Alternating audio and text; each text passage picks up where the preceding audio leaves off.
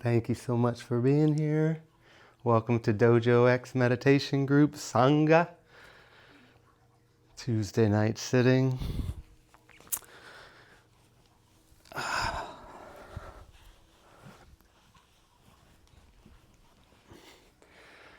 All right. So I always like to go over the general form of the form that I'm sitting in and offer it to you as a form to take on for sitting. And you can't get this wrong. You can do it whatever feels comfortable to you, from sitting in a chair to being on a pillow to being on a couch. It's whatever feels right. And this form is from the lineage of Soto Zen. And the Soto Zen lineage uses the cross-legged form of sitting.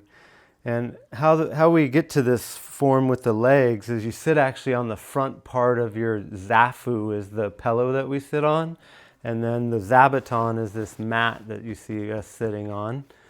And when you sit on a zafu and a zabuton, your legs are one foot's in front of the other, or you can sit in a half lotus, or for those that are really limber, can sit in a full lotus if you shall choose. That's an advanced form that I'm not privy to. So once you sit on a pillow, then the next thing is to have your back nice and straight. I like to say like Mount Mauna Kea, that you're sitting up nice and straight with a straight posture, and that you sit not where you slouch over. Your body may want to slouch over, but really try to be aware of your posture and how you're sitting.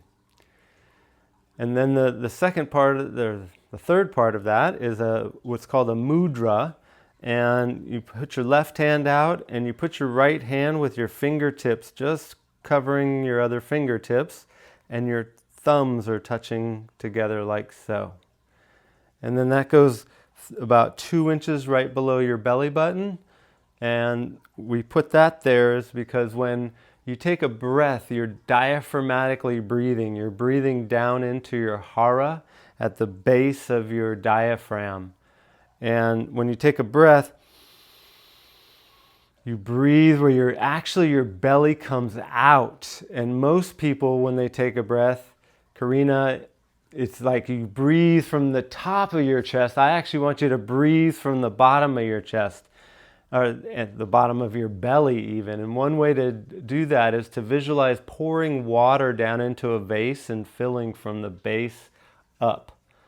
And so you take a nice deep breath and you're like cradling that. So if you watch my chest, if my hand's on it so you can see,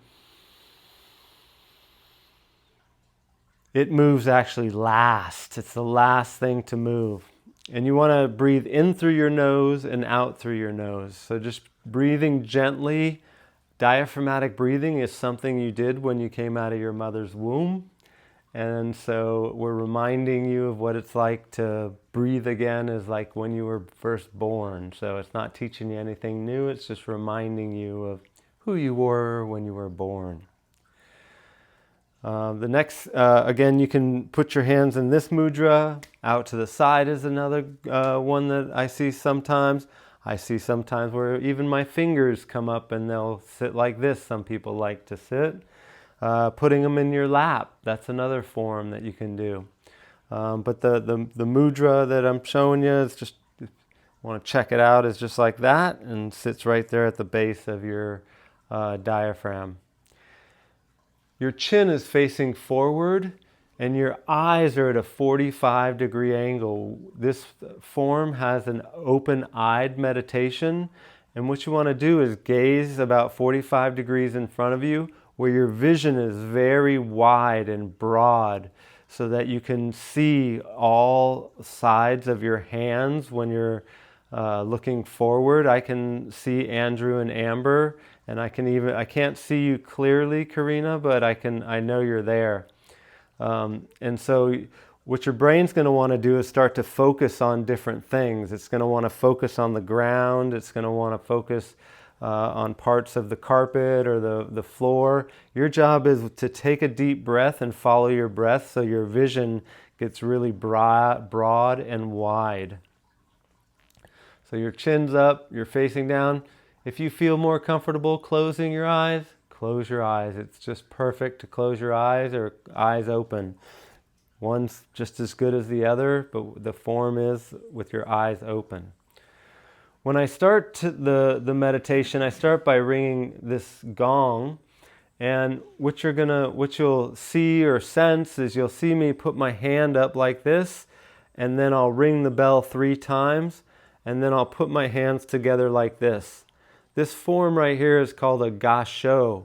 And what we do is you're going to bow all together after I ring the bell 3 times to say thank you. A bow is to say thank you for being here, and thank you to all of you. So you thank the space, you thank everybody that's together. So I'll ring the bell 3 times, and then I'll put my hand in that mudra, and we will sit for 20 minutes to start our first sitting. At the end of that 20 minutes, you will see or feel my hand come back up, and then I'll ring the bell 3 times again and put my hand back up, and then we all bow together to end the meditation. After that, I suggest and encourage you to move your legs and let circulation come back into your limbs if they get tired or fall asleep. One of the things that I want to encourage, if you're sitting like this and your legs start to fall asleep, that right in the middle of the meditation, say like I'm at about 18 or 19 minutes, my front leg will start to go numb. I think Amber's at about 17 minutes. And you'll see like she'll put her leg back like this right in the middle of the sitting, but she won't break form from being focused in what she's doing. She moves slowly, and maybe even putting it back after it wakes up. Some people will put their leg out if you have to. If you need to move or adjust yourself so you're not in pain, we don't need you to be in pain. This is not supposed to be a painful experience. It can be discomforting, and you can feel discomfort, and that I encourage you to work with. But the part about like my leg going totally numb, so I feel needles in my feet, that I don't need to take it that far. I can really just take it as far as, oh, my foot is going numb, so I'm going to straighten my leg out. Sometimes, like at the end, I'll put my leg up like this and sit like this. This is perfectly fine to sit in this kind of form. So be gentle on yourself. Karina, since this is your first time, please, really, you can't get it wrong. However you feel or be is perfect, okay? So, let's see. Yep, no problem. Let's see, what else? Oh, good. Hi, Christina. Welcome. There she is. I'm just going over the form, and I know you know the form and you have your own form, so welcome. I'm really excited you're here. Yes. We have Karina, it's without the T, and Andrew, and Amber, and Christina. Christina's joining us from California, and Karina's down south on the Big Island here, and then me and Amber and Andrew. So thank you for coming. So take a deep breath. So after the first 20-minute sitting, I will give a Dharma talk that I don't know how long it'll go. I just talk for a little bit, and then I'll ask if there's any questions. If there's no questions, then we'll wrap up our meditation with a 10-minute sitting. It starts the same way that it began the 20 minutes. You'll see my hand come up. I'll ring the bell 3 times. Once my hands come together, everybody to come together and bring your palms together to bow and say thank you to start the meditation, and then to put your hands how you feel comfortable. And then to end the meditation, you'll hear the striking of the bell 3 times. When my hands come up, we'll all bow together to end the meditation. At the end, I like to keep it where we're not very talkative, and we wrap it up with a thank you and some smiles and some virtual hugs, and tend to let your evening stay at a more of a calm and less energetic energy when we're done. So I think that covers everything. Did I miss anything, either one of you, or anybody have any questions? Okay, excellent. Let's go ahead and start our first meditation. It'll be 20 minutes. And welcome and thank you for being here.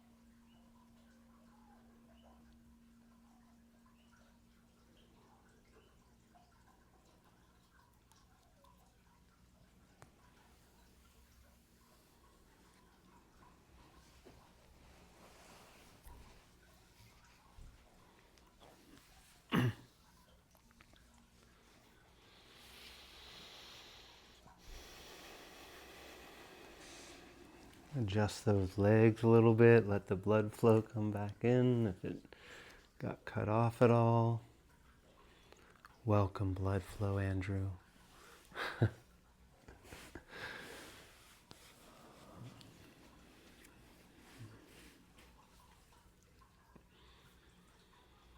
Thank you all for being here.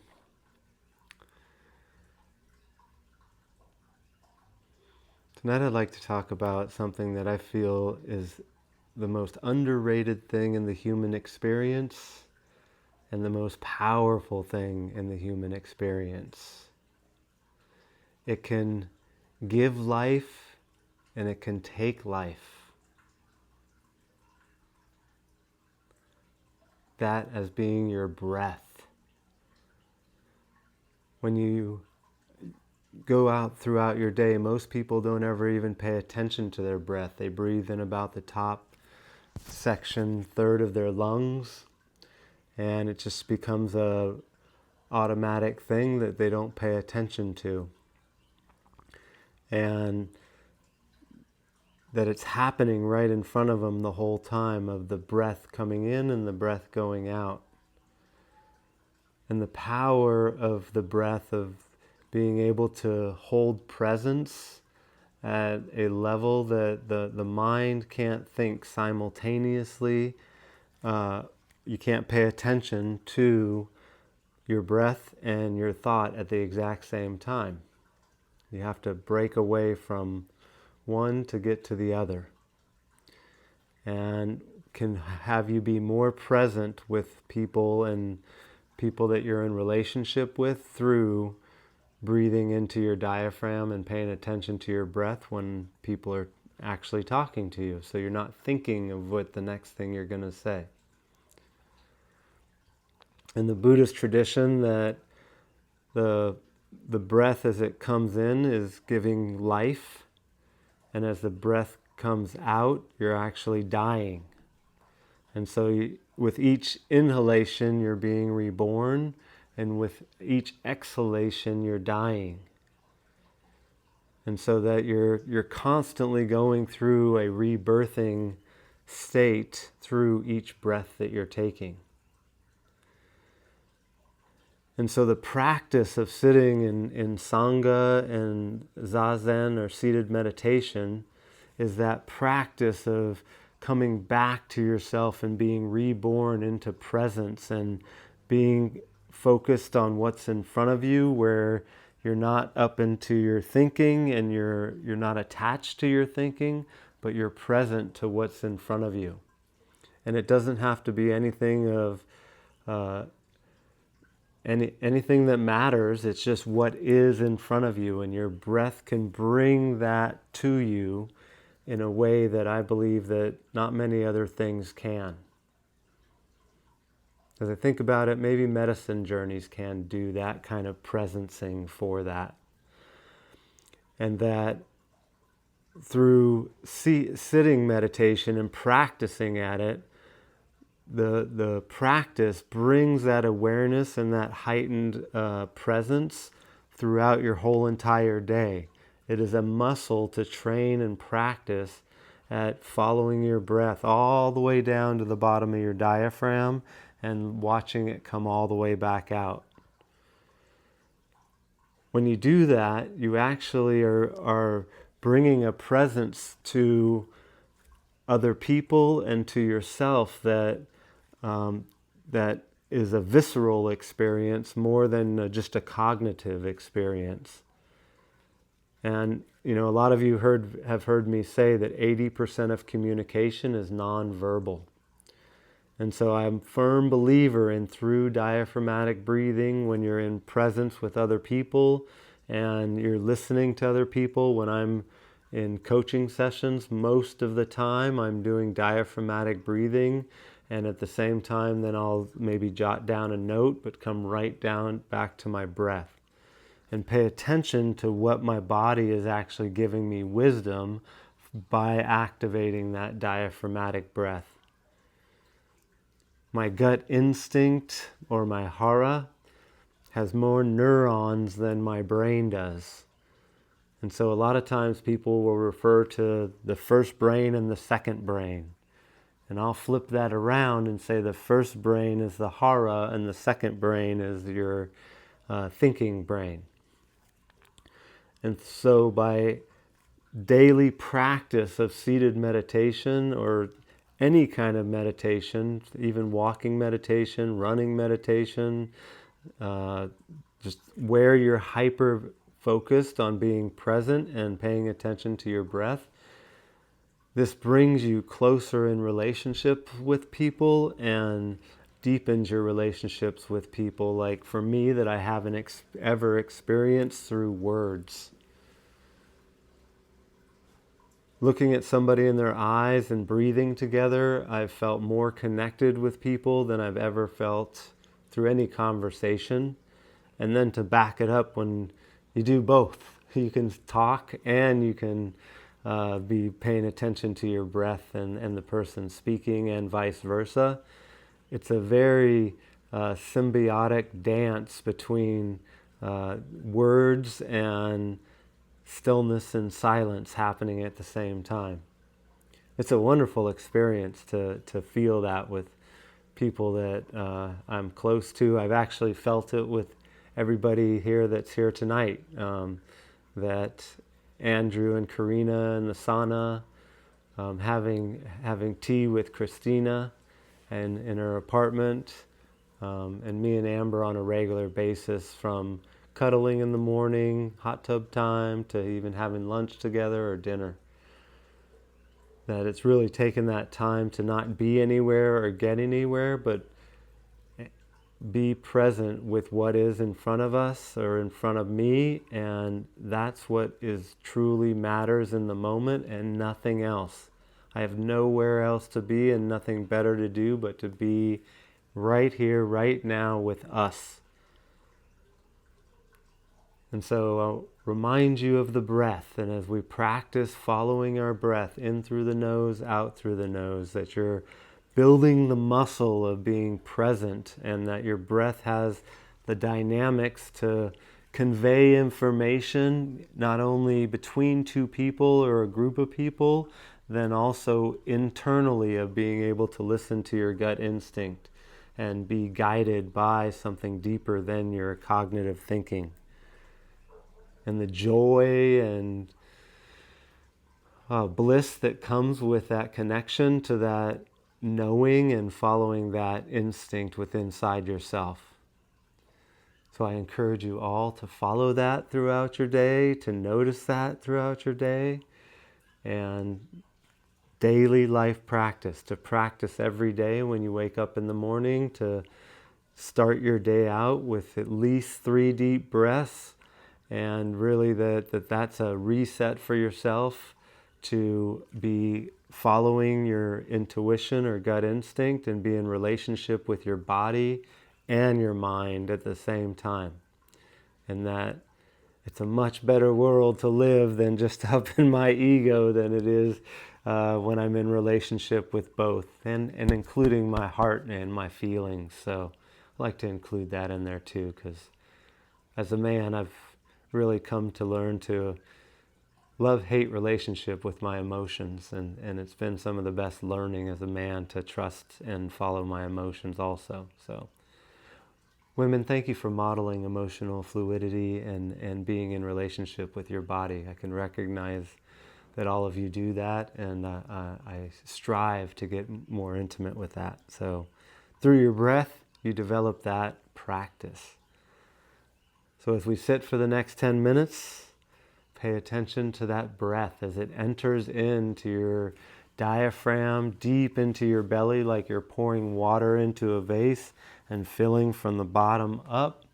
And as it's a rebirth to who you are in that moment, and then as you breathe out, that it's a dying to yourself, and that you let that self die as you breathe back in, and you are reborn again, moment by moment, breath by breath.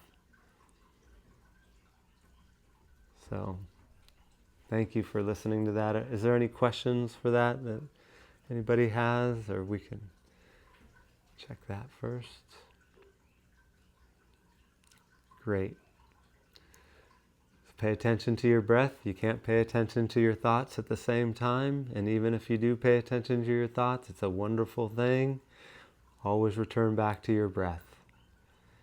Once again, you can't get this wrong, so however you feel comfortable to sit, enjoy. We'll start to get back into our form for the next 10 minutes. And then at the end again, we'll all end with a bow and again some virtual hugs, and we'll wrap up the evening like that. So thank you all for coming. I appreciate it. And every Tuesday at 6:30 Hawaii time, 9:30 Pacific, you're more than welcome to join us. DojoX Meditation Sangha. Thank you.